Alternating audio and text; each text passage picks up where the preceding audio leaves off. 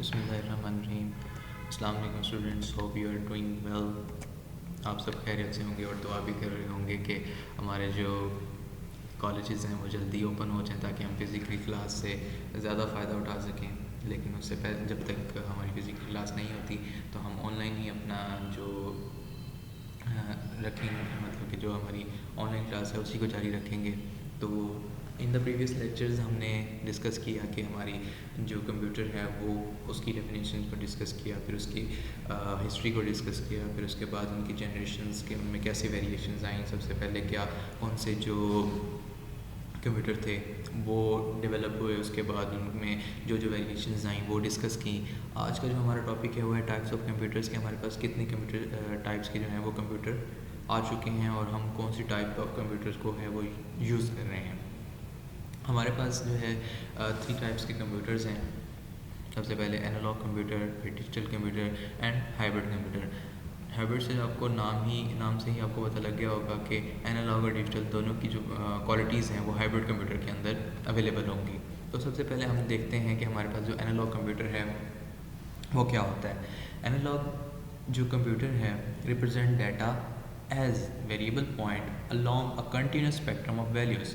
मतलब कि इसमें कोई जो डाटा रिप्रेजेंट किया जाता है, जो वो हमें आउटपुट देता है, वो कोई फिक्स्ड वैल्यू नहीं होती, उसमें पॉसिबिलिटीज़ होती हैं। मतलब डिफरेंट किस्म की पॉसिबिलिटीज़ होती हैं कि ये नहीं ये नहीं ये। मतलब जैसे कि अगर हम वोल्ट मीटर को देखें, उसके अंदर एक हमारे पास सुई होती है, तो जैसे ही उसमें से करंट पास होता है तो वो सुई जो है जो उसके अंदर नीडल होती है वो वेरिएट करती है कि वैल्यूज़ को बताती है, हमें वैल्यू बताती है, लेकिन एक्यूरेटली ये नहीं बताती कि 220 वोल्ट का करंट हमारे पास पास हो रहा है या 220.5 का है, 221 का है। तो वो हमें खुद ही उससे अंदाज़ा लगाना पड़ता है। मतलब उसके अंदर पॉसिबिलिटीज़ होती हैं और ग्राफ की शक्ल में हमारे पास जो है वो शो होता है कि जो रिज़ल्ट है वो हमारे पास ग्राफ की शक्ल में शो होता है। फॉर एग्ज़ाम्पल अगर हम इसकी एग्ज़ाम्पल लें तो हमारी जो ईसीजी है, ईसीजी से जो हमें रिज़ल्ट आता है, रिज़ल्ट तो उसमें 2 तरह के आते हैं, वो मैं आपको आगे चल के बताऊंगा कि वो कौन सी टाइप का कंप्यूटर है। लेकिन उसके अंदर जो हार्ट की कंडीशन है वो वेरिएट कर रही होती है, उसमें ग्राफ की शक्ल में हमारे पास शो होता है। तो एनालॉग कंप्यूटर्स ऐसे कंप्यूटर्स थे जो वैल्यूज़ को, जिसमें वैल्यूज़ जो हमारे पास वैल्यूज़ आती थी एज आउटपुट, उसमें पॉसिबिलिटीज़ होती थी कि ये भी हो सकती है इसकी वैल्यू और ये भी हो सकती है। जिस काइंड ऑफ कंप्यूटर्स हैं वो फ्लेक्सिबल हैं डिजिटल वन से, क्योंकि उस डिजिटल के अंदर तो सिर्फ यही पॉसिबिलिटी होती है कि हाँ या ना, ट्रू और फॉल्स, 0 और 1। बट ऐसा नहीं है। एनालॉग कंप्यूटर्स के अंदर वो मोर फ्लेक्सिबल थे, लेकिन वो रिलायबल नहीं थे, प्रिसाइज नहीं थे। मतलब उसमें पॉसिबिलिटीज़ बहुत ज़्यादा थी। जैसे फॉर एग्जांपल हमारा एनालॉग थर्मामीटर है। ऐसा थर्मामीटर जो एनालॉग वैल्यूज़ प्रेजेंट करता है। फॉर एग्जांपल जो थर्मामीटर हम फोरहेड पे लगा के उसके कलर से डिसाइड करते हैं कि कितना टेम्परेचर होगा, तो उसमें कोई एग्जैक्ट वैल्यू हमारे पास नहीं आ रही होती, वो सिर्फ पॉसिबिलिटीज़ बताता है कि इसको बुखार भी हो सकता है और इसको बुखार नहीं हो सकता, क्योंकि वो सिर्फ कलर्स पे डिपेंड कर रहा है। और सर्कमस्टांसेस जो है वो भी मुहैया किए जाते हैं कि इसको टेम्परेचर है या नहीं है। तो वो सिर्फ हमें एक पॉसिबिलिटी दे देता था कि इतने से 98 से 100 तक है या 100 से 102 तक है। वो सिर्फ हमें पॉसिबिलिटी देता था, एग्जैक्ट फिगर नहीं बताता था कि इसको जो है वो टेम्परेचर है या नहीं है। उसके बाद हमारे पास digital system represent data as having one distinct value और अनदर। मतलब कि जो डिजिटल सिस्टम्स होते हैं वो सिर्फ हमें एक वैल्यू देते हैं, एक्यूरेट वैल्यू देते हैं कि इतना है या नहीं है, मतलब है या नहीं है, ट्रू देते हैं या फॉल्स देते हैं, 0 में वैल्यू देते हैं या 1 देते हैं। क्योंकि डिजिटल वर्ड है वो रिप्रेजेंट करता है डिस्क्रीट को, और डिस्क्रीट में 2 वैल्यूज़ होती हैं। जो बाइनरी सिस्टम होता है मतलब 0 और 1, अगर किसी स्विच को ऑफ करना हो तो उसके लिए 0 होता है और ऑन करना हो तो 1 होता है। इसी तरह जो डिजिटल सिस्टम्स होते हैं वो भी इन्हीं पर वर्क करते हुए हमें आउटपुट देते हैं। जो आजकल के हमारे कंप्यूटर्स हैं वो सब डिजिटल कंप्यूटर्स हैं, क्योंकि उनके अंदर जो डाटा होता है वो डिजिटल सिग्नल्स में ही जाता है, प्रोसेस होता है और वो अरिथमेटिक और लॉजिकल ऑपरेशंस को यूज़ करते हुए हमें जो आउटपुट हमारी रीडेबल लैंग्वेज के अंदर प्रोवाइड करते हैं।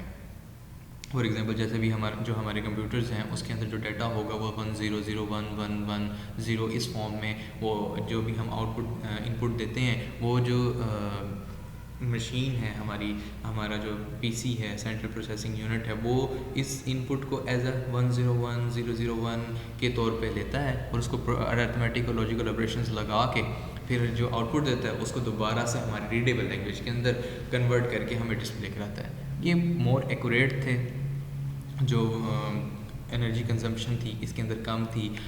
इसकी एग्जांपल हमारे पास IBM PCs, एप्पल मैकिंटॉश जिसको मैकबुक भी कहते हैं, एंड डिजिटल थर्मामीटर्स। जो हमारे डिजिटल थर्मामीटर्स हैं आजकल तो बहुत ही ज़्यादा डिजिटल थर्मामीटर आपको देखने को मिलेंगे, क्योंकि जहाँ भी जाएँ वो सबसे पहले आपका टेम्परेचर जो है वो नोट करते हैं, वो डिजिटल थर्मामीटर की ही एग्जाम्पल है।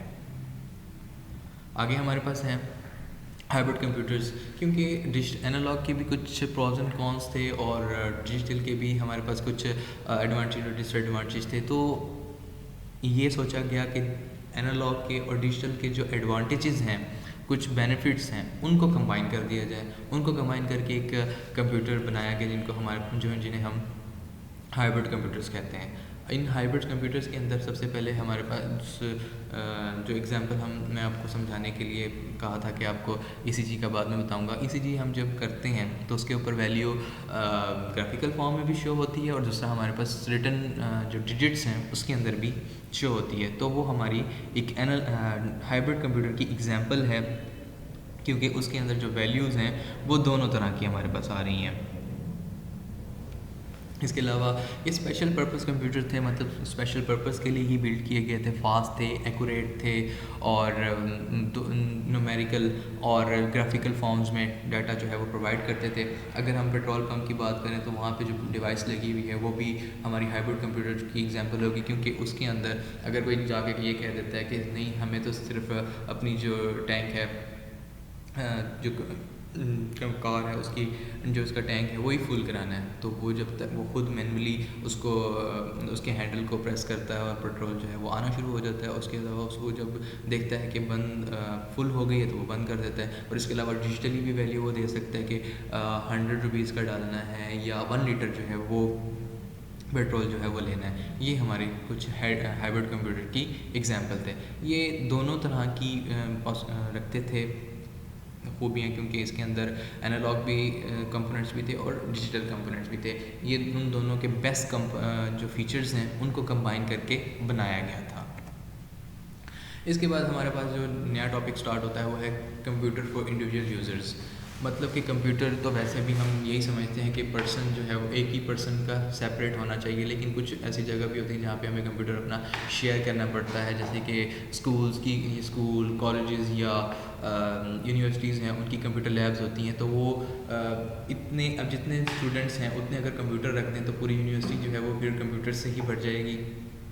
तो इसलिए क्या किया जाता है कि जो कंप्यूटर्स होते हैं उनके ऊपर डिफरेंट यूज़र्स बना दिए जाते हैं। मतलब कि इतने टाइम के लिए ये क्लास यूज़ करेगी तो वो अपना पासवर्ड लगा के उसको यूज़ कर लेगी। फिर उसके अलावा अगर कोई और यूज़ करना चाहता है तो डिफरेंट यूज़र्स को कंबाइन डिफरेंट यूज़र्स के लिए वहाँ पे ऐसे multi user operating system install किए जाते हैं कि वो डिफरेंट यूज़र्स को डिफरेंट टाइम के अंदर अकोमोडेट कर सकें। तो सबसे पहले हम बात कर लेते हैं कि कंप्यूटर फॉर इंडिविजुअल्स की, उसके बाद हम बात करेंगे कंप्यूटर फॉर ऑर्गेनाइजेशंस की, कि ऐसे कंप्यूटर जो सिर्फ एक टाइम में एक पर्सन ही यूज़ कर सकता है वो हैं हमारे पास इंडिविजुअल यूज़र्स के computers. The most computers are meant to be used by only one person at a time. Such computers are often shared by several people, कि दूसरे पीपल से भी शेयर किया जा सकता है लेकिन एक वक्त में एक पर्सन ही उसको यूज़ कर सकता है। इसको हम 6 कैटेगरीज में डिवाइड करते हैं। सबसे पहले हमारे पास desktop computers, workstations, notebook computers, tablet computers, handheld computers और स्मार्टफोन्स। सबसे पहले desktop computers. The most common type of personal computer is the desktop computers, जो हमारे पास एक CPU वाला मॉनिटर CPU वाला कंप्यूटर है, जिसमें CPU सेपरेट है, चाहे उसको हॉरिजॉन्टली जो है वो लेटाया हुआ है या वर्टिकली उसको साथ रखा हुआ है, तो वो हमारे पास डेस्कटॉप कंप्यूटर्स हैं। A PC that is design to sit on और अंडर अ डेस्क और अ टेबल। मतलब कि या तो हम उसको अपने साथ उसी डेस्क के ऊपर रख लेते हैं या डेस्क में ही रख देते हैं। ऐसे कंप्यूटर्स को आपने कॉमनली देखा होगा, सबसे ज़्यादा आपको इसी तरह के कंप्यूटर्स नज़र आते होंगे। इसमें भी हमारे पास दो टाइप के कंप्यूटर हैं, एक हॉरिजेंटली जो हम उसको रख सकते हैं सीपीयू को, और एक कंप्यूटर जिसमें हम सीपीयू को वर्टिकली रखते हैं, जिसको हम टावर मॉडल कहते हैं। यहाँ पे जो सिस्टम यूनिट को लिखा गया है, मतलब कि the main components of a desktop PC is the system unit, मतलब उसके सीपीयू की बात की गई है, और सीपीयू को ही हम एज हॉरिजेंटल और वर्टिकली हम उसको खड़ा कर सकते हैं कि जैसा हमें ज़रूरत हो। सो जो मोस्ट कॉमन पर्सनस हैं, मतलब कि मोस्ट कॉमन जो कंप्यूटर यूज़ किए जाते हैं वो हमारे पास डेस्कटॉप वर्जन्स हैं। उसके बाद हमारे पास वर्क स्टेशंस कौन से होते हैं। अब जो हमारे पास पीसी थे, डेस्कटॉप थे, वो ऐसे कंप्यूटर थे जिनमें हम एक इंडिविजुअल पर्सन तो उसमें वर्क कर सकता है और अपने टास्क परफॉर्म कर सकता है, लेकिन जो साइंटिस्ट हैं या इंजीनियर्स हैं उनको अपने टास्क परफॉर्म करने के लिए कुछ एक्स्ट्रा हैवी सॉफ्टवेयर्स जो हैं वो इंस्टॉल करने पड़ते हैं। फिर उसके अलावा वो अपनी मतलब दीगर एक्टिविटीज़ के लिए एक्स्ट्रा एक्टिविटीज़ का मतलब ये कि अगर वो मल्टीटास्किंग करना चाहें कि एक वक्त में बहुत सारे सॉफ्टवेयर वो ओपन करना चाहें, क्योंकि डिफरेंट सॉफ्टवेयर से काम करना पड़ता है, तो उसके लिए हमारे पास ज़्यादा प्रोसेसिंग स्पीड भी होनी चाहिए, उसकी रैम और रोम भी ज़्यादा होनी चाहिए। तो वर्क स्टेशन स्पेशलाइज्ड कंप्यूटर थे, जो सिंगल यूज़र कंप्यूटर थे, लेकिन जो डेस्कटॉप वर्जन था या स्टैंडर्ड डेस्कटॉप पीसी था उससे मोर पावरफुल थे, उसमें जो फीचर्स थे वो भी बहुत ज़्यादा थे। आजकल तो हम जो कंप्यूटर यूज़ करते हैं वो हमारे सुपर वर्क स्टेशंस की तरह ही हैं, क्योंकि उसके अंदर हम मल्टीटास्किंग भी करते हैं, इतने हैवी सॉफ्टवेयर भी यूज़ करते हैं। अगर किसी ने मैटलैब का नाम सुना हो, मैटलैब एक लैंग्वेज है जो इलेक्ट्रिकल इंजीनियर्स यूज़ करते हैं, तो उसको चलाने का अगर वो फुल फ्लैज यूज़ करते हैं सॉफ्टवेयर, तो वो पीसी को बहुत स्लो कर देता है अगर आपके पास वर्क स्टेशन नहीं है तो, या अगर आपके पास रैम इतनी अच्छी नहीं है तो वो पीसी को आपके बिल्कुल स्लो कर देगा। तो उसके लिए हमारे पास हम वर्क स्टेशन यूज़ करते थे। दीज मशीन मतलब कि जो वर्क स्टेशन हैं, साइंटिस्ट्स और इंजीनियर्स और एनिमेटर्स के लिए बहुत ज़्यादा बेनिफिशियल थे, क्योंकि एनिमेटर्स के लिए इस तरह कि अगर उन्होंने कोई एनिमेशंस बनानी है या अपना कोरल ड्रा जो है वो उसके ऊपर इंस्टॉल करना है, तो उसके लिए वो वर्क स्टेशंस यूज़ करते थे। हाँ, इसको क्या किया जाता था, इसको लोकल एरिया नेटवर्क मतलब कि लैन की एग्जांपल ये कि अगर आपके घर में कोई इंटरनेट आता है, लोकल एरिया एक नेटवर्क जो आपका बना हुआ है, मतलब कि लोकल एरिया नेटवर्क इस तरह कि आपने एक कंप्यूटर लिया, उसके साथ जो RJ45 केबल है जो आपके टेलीफोन्स के अंदर भी लगती है उसके साथ कनेक्ट किया, फिर आपने प्रिंटर को उसके साथ कनेक्ट किया और एक लोकल एरिया नेटवर्क बना के इंटरनेट से उससे कनेक्ट कर दिया, या एक local area network IP addresses को सेम करके जो इंटरनेट प्रोटोकॉल होता है, IP एड्रेस का मतलब इंटरनेट प्रोटोकॉल होता है, उस नंबर्स को आपने दोनों कंप्यूटर्स में सेव करके आपने एक लोकल एरिया नेटवर्क बना लिया। मतलब कि एक पीसी को उसके साथ कनेक्ट किया प्रिंटर के साथ, और उस पीसी का जो IP एड्रेस है वो दूसरे कंप्यूटर्स में सेव करके आपने उसको उन कंप्यूटर्स को भी दूसरे कंप्यूटर के साथ अटैच कर लिया। तो ये होगा कि आप जिस भी कंप्यूटर से प्रिंट की कमांड देना चाहें तो दे सकते हैं, आपका जो प्रिंट है वो एक ही उससे निकलेगा, प्रिंटर से निकलेगा। आपने ये एग्जांपल जो है वो देखी भी होगी अक्सर बैंक्स के अंदर या किसी भी ऐसे कमर्शियल एरिया के अंदर जाएं जहाँ पे बहुत सारे कंप्यूटर्स हैं, और अगर प्रिंटर जो है वो एक ही है तो वो अक्सर इंटरनेट के थ्रू या लोकल एरिया नेटवर्क जिसको लैन कहते हैं उसके थ्रू वो किसी भी कंप्यूटर से कमांड देते हैं, और प्रिंटर एक ही होता है, जो भी कमांड दे रहा होता है प्रिंट जो है वो निकल रहे होते हैं। तो ये लोकल एरिया नेटवर्क से भी कनेक्टेड थे, और इसके ऊपर मल्टी यूज़र ऑपरेटिंग सिस्टम जो है वो इंस्टॉल किए जाते थे। अगर तो हम सिंपल जो ऑपरेटिंग सिस्टम है वो इसके ऊपर इंस्टॉल कर दें, मतलब कि डिफरेंट यूज़र जो हैं वो उसने यूज़ करना है, लेकिन एक ही ऑपरेटिंग सिस्टम इंस्टॉल है, अगर उसके अंदर हम यूज़र्स नहीं बनाते, डिफरेंट यूज़र्स नहीं बनाते, तो ऐसा होगा कि एक प्राइवेसी जो है वो लीक होगी। मतलब कि हर पर्सन जो है वो दूसरे का डाटा वो देख सकता होगा। तो हम क्या करते थे, इसके ऊपर multi user operating system install करते थे, जिसके अंदर हम डिफरेंट यूज़र्स बनाते थे। एक यूज़र को कितनी एक्सेस देनी है मेमोरी के अंदर, कितनी रैम देनी है, कितने फीचर्स वो एक्सेस कर सकता है। अक्सर आपने कोई सॉफ्टवेयर भी इंस्टॉल किया हो तो वो पहले पूछता है कि फॉर ऑल यूज़र्स और या करंट कस्टमाइज़ करना है, या सब यूज़र्स के लिए ये इंस्टॉल करना है, या इसको किसी स्पेसिफिक यूज़र के लिए इंस्टॉल करना है। और नॉर्मली आप VLC इंस्टॉल करें या क्लासिक प्लेयर इंस्टॉल करें तो वो सबसे पहले यही पूछेगा कि ऑल यूज़र्स के लिए है या सिंपली जो है वो करंट यूज़र के लिए है। तो उसको ऑल यूज़र के लिए हम करते हैं, मतलब सब यूज़र जो है वो इसको यूज़ कर सके अगर आपके कंप्यूटर में एक से ज़्यादा यूज़र्स बने हुए हैं। उसके बाद हमारे पास है नोटबुक कंप्यूटर्स। नोटबुक कंप्यूटर्स जो है नाम से जैसे जाहिर है कि उसकी जो हाइट एंड विड्थ होगी वो 8.5 बाय 11 इंचज़ तक होगी और इजीली इसको ब्रीफ केस के अंदर फिट किया जा सकता है। आपके माइंड में सीधा जो है वो लैपटॉप का ही शक्ल आई होगी। हाँ, ये लैपटॉप्स ही हैं क्योंकि हम इनको अपनी गोद में रख सकते थे नोटबुक्स को, तो इसलिए इन कंप्यूटर्स को, इन नोटबुक्स को हम लैपटॉप कंप्यूटर्स भी कहते हैं, क्योंकि लैप का मतलब गोद होता है। नोटबुक जो है वो फुली फंक्शनल माइक्रो कंप्यूटर्स थे। जो जितनी पावर आपको पीसीज़ के लिए चाहिए होती थी, 12 वोल्ट चाहिए होती है, इतनी ही लैपटॉप को चलाने के लिए 12 वोल्ट का जो चार्जर है हम अपने साथ हर वक्त लेके फिरते हैं। ये कहीं भी चार्जिंग का ख़त्म होगी तो हम उसको लगा देते हैं, कि ये पोर्टेबल होते हैं, इजीली एक जगह से दूसरी जगह हम इसको मूव करा सकते हैं। Because of portability notebook fall into category of devices card mobile computer system. अब ये नहीं कि ये मोबाइल्स हैं, मोबाइल का मतलब कि इनको एक जगह से दूसरी जगह मूव कराया जा सकता है। मोबाइल कंप्यूटर सिस्टम की कैटेगरी में ये फॉल करते हैं, क्योंकि यूज़र इसको एक जगह से दूसरी जगह लेके जा सकते हैं। उसके बाद हमारे पास टैबलेट पीसी। टैबलेट्स जो हैं वो सब स्टूडेंट्स ने देखा होगा, यूज़ भी किया होगा मोस्ट ऑफ स्टूडेंट्स ने।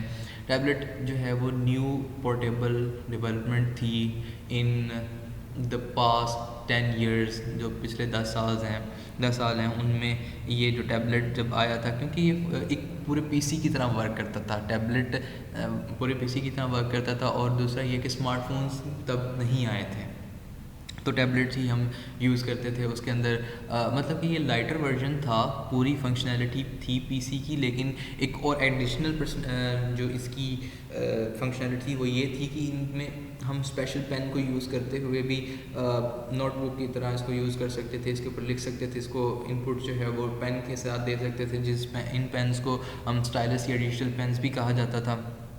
और इनके अंदर ही बिल्ट इन माइक्रोफोन होता था और स्पेशल सॉफ्टवेयर जो है वो इंस्टॉल होते थे, यूज़र की वॉइस से वर्क करते थे। मतलब कि जिसको हम कहते हैं स्पीच रिकॉग्नाइजेशन, जो ऐसे कीबोर्ड आ गए हैं आजकल तो जिससे हम कुछ बोलते हैं और वो खुद ब खुद टाइप करना शुरू हो जाते हैं। तो ऐसे जो ये फीचर्स हैं ये सबसे पहले टैबलेट्स में आए थे, क्योंकि तब तक हमारे पास स्मार्टफोन्स की डेवलपमेंट नहीं हुई थी, वो इन्वेंट नहीं हुए थे, तो हम टैबलेट्स यूज़ करते थे। उसके बाद हैंड हेल्ड पीसीज़ और स्मार्टफोन्स के अंदर कंफ्यूज नहीं होना। हैंड हेल्ड पीसीज़ वो थे जिनसे हम कॉल्स नहीं कर सकते थे। Hand held personal computers are computing devices small enough to fit in your hand, जो हाथ में तो पकड़ी जा सकती थी, लेकिन वो मोबाइल्स नहीं थी, स्मार्टफोन्स नहीं थे वो। उनको एक टर्म है PDA, मतलब पर्सनल डिजिटल असिस्टेंट, वो कहा जाता था। ये जो हमारी फ़ोनिक डायरी होती है, जिसके अंदर हम पहले सबसे पुराने जो दौर है उसमें फ़ोन नंबर लिखने के लिए यूज़ करते थे, फ़ोन नंबर नोट करते थे, उससे बड़ा नहीं था, लेकिन ये कॉल्स के लिए यूज़ नहीं करते थे। इस नोट्स बनाने के लिए, टेलीफोन नंबर्स को सेव करने के लिए, उनके एड्रेसेस सेव करने के लिए, डाटा को डेट्स और मतलब डेट्स पे हमने किस डेट को क्या करना है, अपनी जो टू डू लिस्ट होती है कि क्या टू डू लिस्ट बनाने के लिए, या फिर हम जो अपने मीटिंग एजेंडाज़ हैं, क्योंकि अक्सर बिजनेसमैन ही इसको यूज़ करते थे, उसके लिए हम वो नोट डाउन करते थे। उसके बाद हमारे पास एरा आया स्मार्टफोन्स का। स्मार्टफोन्स जो हैं वो 2006, 7, 8 के बाद ही हमारे जो पाकिस्तान में हैं वो आम होना शुरू हुए। आप उसका शुक्रिया अदा करें क्यों मोबाइल्स का, जिसने हर किसी को स्मार्टफोन्स की एक्सेस दी, क्योंकि उससे पहले जो स्मार्टफोन्स थे वो बहुत महंगे थे और हम उसको देख सकते थे कि ये लोग यूज़ कर रहे हैं, यूज़ खुद नहीं करते थे। तो स्मार्टफोन्स इनको क्यों कहा जाता है? एक सबसे पहले तो हमारे पास जो फ़ोन्स थे जिनमें सिर्फ हम कॉल करते थे, मैसेजेस करते थे या कोई गेम खेल सकते थे। उसके बाद जो मोबाइल्स हैं उनको ऐसे सॉफ्टवेयर उनमें इंस्टॉल किए गए, इंस्टॉलेशन की उसमें कैपेबिलिटी डाली गई कि जो पीसीज़ में इंस्टॉल होते थे, मतलब कि उसमें वेब ब्राउज़र जो हैं वो इंस्टॉल किए गए। इसके अलावा ईमेल एक्सेस दी गई कि उसमें हम ईमेल अपनी चेक कर सकते हैं या म्यूज़िक को प्ले कर सकते हैं, या उसमें कैमरास जो है वो इंस्टॉल किए गए। तो ये सब चीज़ें जब फ़ोन के अंदर आना शुरू हुई तो वो स्मार्टफोन्स कहलाए, और इनको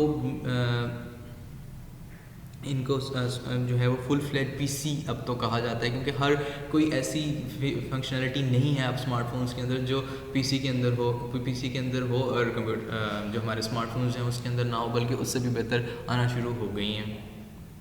और जो शुरू के उसमें मॉडल्स थे उसमें तो कीबोर्ड भी साथ थोड़ा सा मतलब कि जैसे नोकिया के आप पुराने मोबाइल देखें तो उनमें अलहदा उसको खोलने में, जैसे कि हमारे पास एक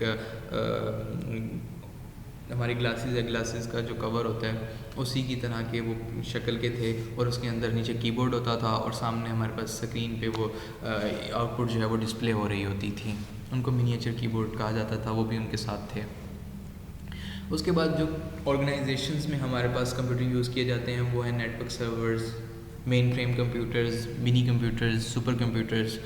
अब यहाँ पे जो मिनी कंप्यूटर्स हैं ये कंफ्यूज नहीं होना कि ये सब जो छोटे कंप्यूटर्स हैं वो बड़ी ऑर्गेनाइजेशंस में कैसे यूज़ किए जा सकते हैं।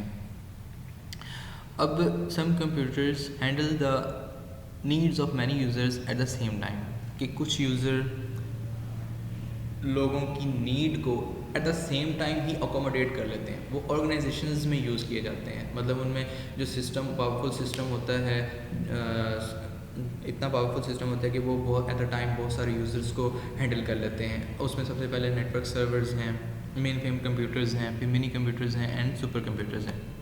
जो हमारे पास नेटवर्क सर्वर्स हैं तो नेटवर्क सर्वर्स हैं वो बहुत आजकल की जो ऑर्गेनाइजेशंस हैं उनमें यूज़ किए जाते हैं। आप एग्जांपल मैं देना चाहूँगा हॉस्पिटल मैनेजमेंट सिस्टम की। हॉस्पिटल मैनेजमेंट सिस्टम में जाएं तो सबसे पहले आपका एक इन पाकिस्तान में तो अभी बहुत कम है, लेकिन अगर दूसरी कंट्रीज़ में जाएं तो वहाँ पे सबसे पहले आप रिसेप्शनिस्ट के पास जाएंगे, वो आपका डाटा इंटर करेगी। वही डाटा जो है वो एक सेंट्रलाइज कंप्यूटर के अंदर सेव होगा, और जो डॉक्टर है वो आपका जो उसमें नंबर लिखा होगा वो इंटर करेगा, वो डाटा एक्सेस हो जाएगा। मतलब हमारे पास एक सेंट्रलाइज कंप्यूटर होता है जिसमें डाटा सेव होता है, या जिसमें फंक्शनैलिटीज़ होती हैं, सॉफ्टवेयर इंस्टॉल होते हैं जिनको उनके क्लाइंट्स जो दूसरे कंप्यूटर्स होते हैं जो उसके साथ कनेक्टेड होते हैं वो एक्सेस कर सकते हैं। अब किसी भी हॉस्पिटल में जाएं या किसी भी शॉपिंग मॉल में जाएं, वहाँ पे एक सर्वर रूम होता है जिसके जहाँ पे वायर्स आपको ज़्यादा नज़र आएंगी और ब्लू ग्रीन लाइट्स जो हैं वो जल रही होंगी। एक अलमारी की तरह की चीज़ें पड़ी होंगी जिनको सर्वर्स जो है वो कहते हैं। तो एक सेंट्रलाइज्ड हमारे पास कंप्यूटर होता है या सर्वर होता है, तो उसमें हार्ड ड्राइव जो भी आप रिसोर्सेज हैं आप शेयर करना चाहें एक मेन कंप्यूटर के साथ कनेक्ट करा दें और उसके कुछ क्लाइंट्स बना दें जो उनको किसी भी टाइम एक्सेस कर सकें। या अक्सर इसलिए यूज़ किया जाता है क्योंकि हमको में कुछ डाटा जो है वो हर टाइम चाहिए होता है। तो वो जब एक सेंट्रलाइज कंप्यूटर के अंदर हम डाटा सेव कर देंगे तो उनके जो किसी भी जगह से हम उसको एक्सेस कर सकते हैं। होप्स हो कि आपको नेटवर्क सर्वर की जो है समझ आ गई होगी। उसके बाद हम आते हैं मेन फ्रेम कंप्यूटर्स के ऊपर। मेन फ्रेम कंप्यूटर्स जो है वो थोड़े नेटवर्क कंप्यूटर से भी, नेटवर्क सर्वर से भी थोड़ा अपग्रेडेड वर्जन है जो कि बैंक्स के अंदर, इंश्योरेंस कंपनीज़ के अंदर यूज़ किया जाता है। क्योंकि अब देखें बैंक्स की जितनी ब्रांचेज हैं वो सारी कंट्रोल होती हैं एक मेन ब्रांच से, और सारा डाटा जो है आपका एक मेन ब्रांच के अंदर सेव होता है। तो वो वहाँ पे मेन फ्रेम कंप्यूटर्स होते हैं जिनसे आपकी सारी ब्रांचेस कनेक्टेड होती हैं, और जो डाटा होता है वो वहाँ पे सेंट्रलाइज होता है और वहाँ से डाटा जो आपकी ब्रांचेस हैं वो एक्सेस कर रही होती हैं। या इंश्योरेंस कंपनीज होती हैं वो एक्सेस कर रही होती हैं। तो ऐसे जो कंप्यूटर्स होते हैं वो मेन फ्रेम कंप्यूटर्स होते हैं जो बड़ी ऑर्गेनाइजेशंस में, बैंक्स में यूज़ होते हैं, क्योंकि बहुत से लोग होते हैं जिनको एट द सेम टाइम जो है वो डाटा यूज़ करना होता है। इसके अलावा in traditional mainframe environment each user access the mainframe resources through a device called a terminal. जो यूज़र है वो मेन फ्रेम कंप्यूटर के रिसोर्सेज को एक डिवाइस के ज़रिए एक्सेस करता है जिसको टर्मिनल कहते हैं। उसको डम टर्मिनल, जो टर्मिनल की है दो काइंड, डम टर्मिनल एंड इंटेलिजेंट टर्मिनल। डम टर्मिनल जो सिर्फ सिंपली क्या करेगा कि आपको उसमें से डाटा निकाल के सिर्फ डिस्प्ले करवा देगा, उसके अलावा ना वो कोई भी फंक्शनैलिटी परफॉर्म नहीं कर सकता। मतलब एक मॉनिटर जिसको कह लें कि वो सिर्फ डाटा लेके आपको डिस्प्ले करवा देता है। और इंटेलिजेंट टर्मिनल क्या करता है, वो सिर्फ कुछ जो ऑपरेशंस हैं उसको प्रोसेस कर सकता है, लेकिन उसमें भी स्टोरेज नहीं होती। मतलब कि कुछ फंक्शंस हैं वो आपको करके दिखा देगा, लेकिन क्या करेगा कि वो सेव नहीं कर सकता। और जो डम टर्मिनल होता है उसके अंदर सिर्फ आपको इनपुट या आउटपुट डिस्प्ले हो रही होती है। उसके बाद हमारे पास मिनी कंप्यूटर्स। ये सबसे पहले 1960s में जो एरा है, जो डिकेड है 1960 का, उसमें इन्वेंट हुए थे। मिनी कंप्यूटर का नाम मिनी कंप्यूटर इसलिए था कि वो स्मॉल साइजेस थे। ऐसा नहीं था कि वो छोटे कंप्यूटर्स थे या उसमें फंक्शनैलिटीज़ जो हैं वो पूरी नहीं थी। ये इनकी कैपेबिलिटीज़ ऐसी ही थी जैसे कि पर्सनल कंप्यूटर्स या मेन फ्रेम कंप्यूटर्स की हैं, लेकिन इनके साइजेस बहुत छोटे थे, तो इसलिए इनको मिनी कंप्यूटर्स कहा गया। मिनी कंप्यूटर्स जो हैं वो मिड रेंज कंप्यूटर्स भी कहलाते हैं। Like main frame, mini computers can handle much more input and output then a personal computer can. मतलब कि जो ये मेन फ्रेम की तरह है, पर्सनल कंप्यूटर की तरह नहीं है कि जो कुछ आउटपुट दे दे, कुछ ज़्यादा उसके अंदर फंक्शनलिटीज़ अपने ओपन कर ली तो वो हैंग हो जाना शुरू हो जाता था। ये भी मेन फ्रेम की क्वालिटीज़ रखता था, लेकिन क्या था कि इसके अंदर इसका जो साइज़ था वो थोड़ा छोटा था, और कुछ मिनी कंप्यूटर्स जो हैं वो सिर्फ एक सिंगल यूज़र ही यूज़ करता था। और ये जो एट द मोमेंट बहुत सारे यूज़र्स का इनपुट और आउटपुट को हैंडल कर सकता था। उसके बाद हमारे पास आ जाते हैं सुपर कंप्यूटर्स। ये जिसे कह लें कि सबसे जो हैवी कंप्यूटर्स हैं वो सुपर कंप्यूटर्स हैं, क्योंकि ये यूज़ ऐसी जगह होते हैं जहाँ पे जो नॉर्मल पीसीज़ हैं या मेन फ्रेम्स हैं उनका काम नहीं है। मतलब हमने वेदर फोरकास्टिंग करनी है। अब वेदर फोरकास्टिंग में आप सोचेंगे कि कैसे सुपर कंप्यूटर यूज़ होते हैं। तो सुपर कंप्यूटर का यूज़ इस तरह से कि सैटेलाइट से आपको कंटिन्यूसली डाटा आ रहा है, डाटा जा रहा है, तो उसके लिए ऐसे कंप्यूटर्स रिक्वायर्ड होते हैं जो एफिशिएंटली वर्क कर सकें। तो उसके लिए हम सुपर कंप्यूटर बनाएंगे।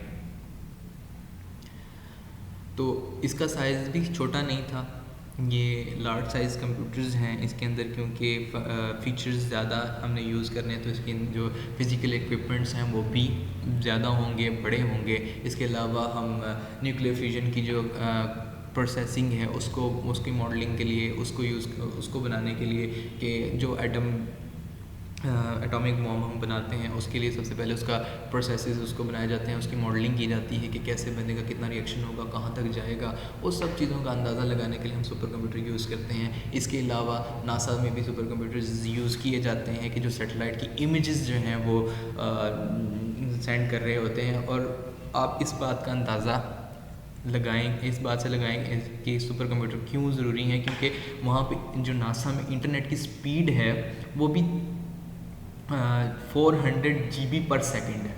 तो उस इतनी इंटरनेट स्पीड को हैंडल करने के लिए हमें सुपर कंप्यूटर ही रिक्वायर्ड होंगे।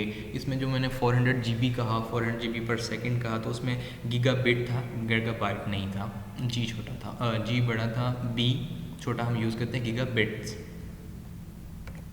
Thank you. आज का लेक्चर यहीं हम क्लोज़ करते हैं। Any questions you can ask in the group.